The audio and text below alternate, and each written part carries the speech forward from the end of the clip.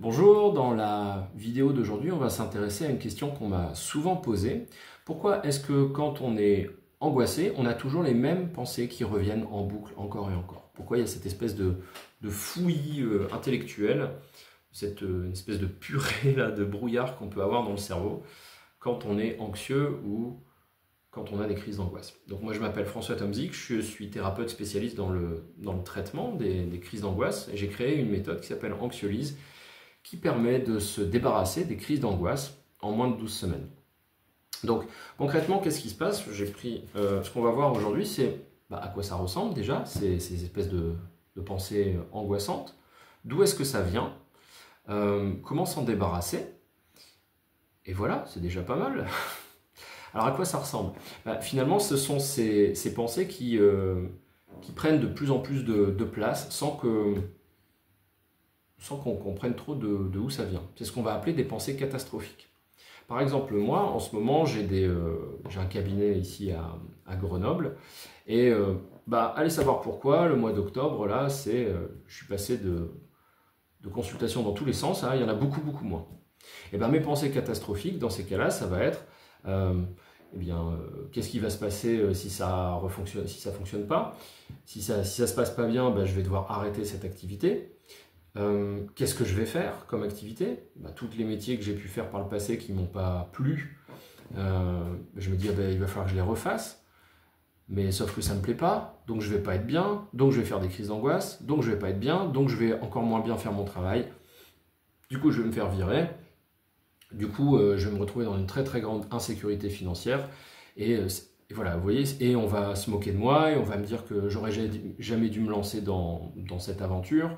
Je vais être ridicule. Vous voyez un petit peu ce genre de cycle finalement, des pensées qui s'alimentent les unes les autres dans un scénario catastrophique pour finalement arriver à des conclusions du style je vais être rejeté, abandonné de tous, on va se rendre compte que je suis pas quelqu'un de bien, on va se dire que je suis fou, et voilà, et on va m'abandonner. De toute façon, à la fin, les pensées, vous le savez bien, ça va finir par on va m'abandonner, je vais mourir seul et abandonné de tous. Grosso modo, c'est la fin des pensées anxieuses, parce que c'est de ça dont on a tous peur, on est des animaux sociaux, et donc on a absolument besoin de liens à l'autre. Et donc, voilà, très très souvent, c'est là-dessus que ça se termine, ces pensées, si on les tire jusqu'au bout. Est-ce que vous reconnaissez ce genre de pensée? Si c'est le cas, notez-le moi en commentaire et dites-moi, vous, ces pensées anxieuses, ces scénarios catastrophes, quand ils tournent en boucle, ça se termine sur quoi? Je suis prêt à parier que ça se termine sur ce que je viens de vous dire. Je vais finir seul, abandonné de tous, rejeté de tous. Voilà. C'est très très très très souvent comme ça que ça se passe. Donc ça, voilà à quoi ça ressemble, ces pensées catastrophiques. D'où est-ce que ça vient?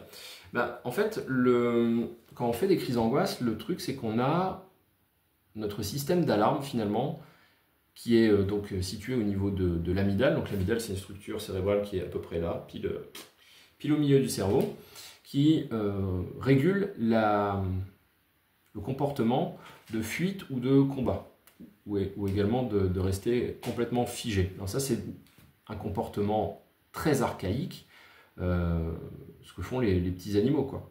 Nous, il ne faut pas oublier, encore une fois, qu'on est des animaux. Donc même si on est quand même un petit peu plus évolué, eh bien, on a encore ce mécanisme qui est présent à l'intérieur de nous, et tant mieux. Il nous est bien pratique, c'est ce qui nous permet de survivre. Quand il y a un gros bruit, par exemple, de fuir, ou de se demander ce qui se passe et de trouver une solution. Les personnes qui souffrent d'anxiété ont ce mécanisme qui est déréglé, et donc qui va être quelque part hypersensible à ça. Et donc, l'amygdale, ce qu'elle va avoir tendance à faire, c'est surproduire, notamment de l'adrénaline.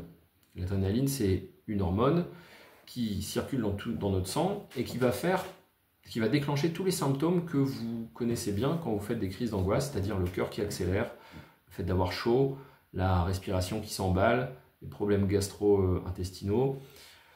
Au niveau des sens, la vue qui se trouble, l'ouïe, vous pouvez avoir des acouphènes, ce genre de choses. Ça, c'est dû en fait à l'hyper-activation de tout notre système pour nous mettre dans une situation où on va être capable soit de fuir, soit de résister au danger, donc d'agresser en l'occurrence. Donc voilà ce que fait l'amygdale et ce qui se passe pour les personnes qui sont anxieuses. Le truc, c'est que comme c'est toujours un petit peu activé comme ça, ben, on est à un niveau d'activation donc permanent. Sauf que le cerveau ne comprend pas ce qui se passe. Et donc comme il ne comprend pas ce qui se passe, il va chercher des raisons. Et c'est là qu'interviennent ces pensées anxieuses. Ces ruminations qui sont finalement un effort un petit peu désespéré du cerveau pour expliquer pourquoi est-ce qu'on ressent ces sensations un peu particulières à l'intérieur. Et ce qu'il y a de fou, et c'est là où ça devient très embêtant, c'est que donc des ruminations sur, sur les relations que vous pouvez avoir, sur votre travail, sur votre vie, bon, chacun a des sujets différents. Ces ruminations-là vont commencer à enclencher l'amygdale qui va commencer à lâcher de l'adrénaline, ce qui va faire que vous allez commencer à ressentir des symptômes. Ces symptômes, ça va déclencher une alerte à l'intérieur du style, si on a des symptômes, c'est qu'il y a un danger. Et donc votre cerveau va se mettre à la recherche de ce danger et augmenter ainsi les ruminations, les pensées que vous aviez déjà. Et donc ça prend de plus en plus de place. Voilà pourquoi ça tourne en boucle, en boucle, en boucle. Et pourquoi c'est un petit peu tout le temps les mêmes choses? En fait, c'est ce qu'on appelle du conditionnement. On est aussi des êtres d'habitude. Et donc, des schémas comme ça qui sont créés à l'intérieur de notre cerveau, des schémas de pensée, on y est habitué. Et donc, comme on y est habitué, notre cerveau va vouloir les répéter encore et encore. Voilà pourquoi c'est à peu près tout le temps sur les mêmes idées, les mêmes pensées, que le cerveau va se concentrer quand il commence ses ruminations. Voilà d'où ça vient. Et comment s'en débarrasser? Il y a plusieurs manières de faire. Deux techniques qui fonctionnent très très bien pour se débarrasser des ruminations. C'est ce qu'on va appeler les techniques d'ancrage. Donc les techniques d'ancrage, ça va être se recentrer sur le moment présent. Et pour ça, ça s'apprend. Il y a tout un tas de techniques pour ça, notamment la méditation, tout ce qui est respiratoire.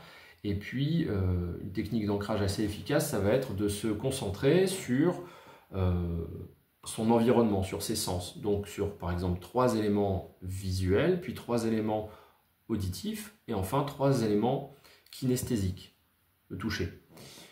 Ça permet de revenir dans le moment présent, et comme vous pouvez le constater très souvent, dans le moment présent, vous n'avez aucun problème. L'anxiété, c'est typiquement une peur qu'on projette dans le futur. Parce que dans le moment présent, soit vous êtes en train de régler un problème, parce qu'effectivement il y a un danger, et auquel cas vous n'avez pas le temps de faire de l'anxiété, soit tout va bien.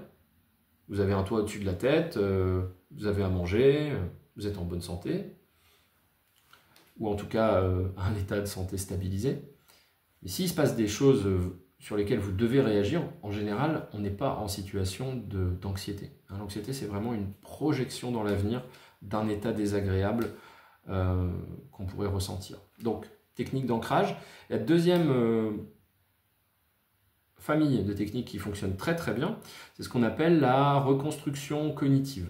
La reconstruction cognitive, ça va consister avec différents outils, à observer ses pensées dans des moments où on est un peu plus calme. Pourquoi observer ses pensées? Pour remettre de la réalité dedans, pour les confronter à la réalité, pour quelque part les dégonfler. Si par exemple vous vous inquiétez de situations financières, par exemple, l'idée ça va être de faire un point sur quelle est réellement votre situation financière à un instant T. Au lieu de vous projeter, au lieu d'imaginer dans quelle situation vous êtes, faire un point bien précis. Notre technique de restructuration cognitive, ça va être de lister en fait toutes ces pensées anxieuses et puis de les observer un petit peu plus précisément et voir que finalement ce n'est que l'imagination, c'est pas la réalité.